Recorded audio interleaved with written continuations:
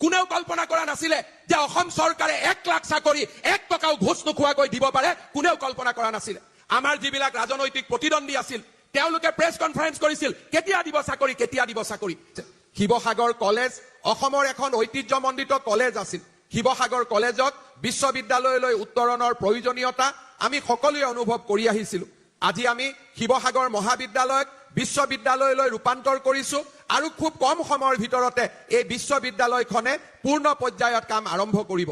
আমি বিশ্বাস কৰো শিৱসাগৰৰ আৰ্থ সামাজিক আৰু সমগ্ৰ জিলাখনৰ কল্যাণৰ কাৰণে আমি নিৰন্তৰ প্ৰচেষ্টা চলোৱাৰ সময় আহি পৰিছে। ডিব্ৰুগড়, তিনিচুকীয়া, যোৰহাট, চৰাইদেউত মেডিকেল কলেজ স্থাপন কৰাৰ পিছত অহা মাহৰ পৰা আমি শিৱসাগৰতো মেডিকেল কলেজ নিৰ্মাণৰ কাম আমি আৰম্ভ কৰিম। মই বিশ্বাস কৰো শিৱসাগৰৰ মেডিকেল কলেজ, শিৱসাগৰ বিশ্ববিদ্যালয় আৰু তাৰ লগে লগে ৰংঘৰৰ এই সুন্দৰ সৌন্দৰ্যবৰ্ধনে শিৱসাগৰক এক নতুন ৰূপ প্ৰদান কৰিব। শিৱসাগৰৰ পৰিবহণ, শিৱসাগৰৰ ৰাস্তা ঘাট আদিৰ ওপৰতো ৰাজ্য চৰকাৰে নিৰন্তৰ প্ৰচেষ্টা চলাই আহিছে।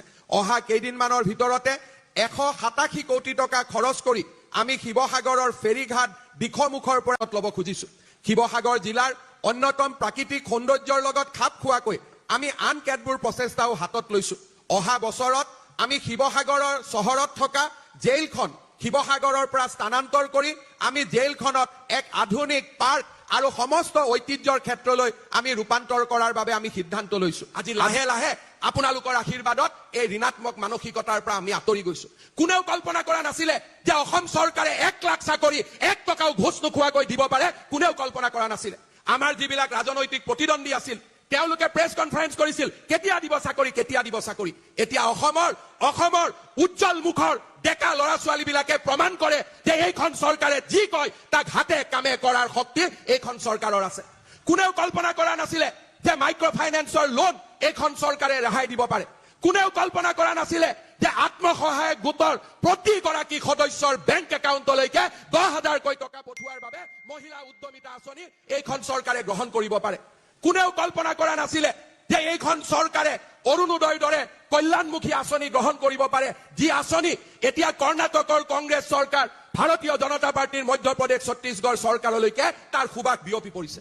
শ্ৰদ্ধাৰ ৰাইজ, মই বিশ্বাস কৰো মহাবাহু ব্ৰহ্মপুত্ৰৰ দৰে অটল শক্তি অসমীয়াৰ হৃদয়ত লুকাই আছে। অসমীয়াৰ পৰিচয় ধৰ্ণা বন্ধ পিকেটিং নাছিল। অসমীয়াৰ পৰিচয় আছিল ৰুদ্ৰসিংহৰ দৰে স্বৰ্গদেউ। অসমীয়াৰ পৰিচয় আছিল লাচিত বৰফুকনৰ দৰে পৰাক্ৰমী বীৰৰ। অসমীয়াৰ পৰিচয় আছিল চিলাৰাইৰ দৰে জগত সভা জয় কৰিব পৰা বিশ্ববিজয়ী ব্যক্তি। মই বিশ্বাস কৰো আধুনিক যুগত বিজ্ঞান প্ৰযুক্তিবিদ্যাৰে আমি ভাৰত জয় কৰিব পাৰো।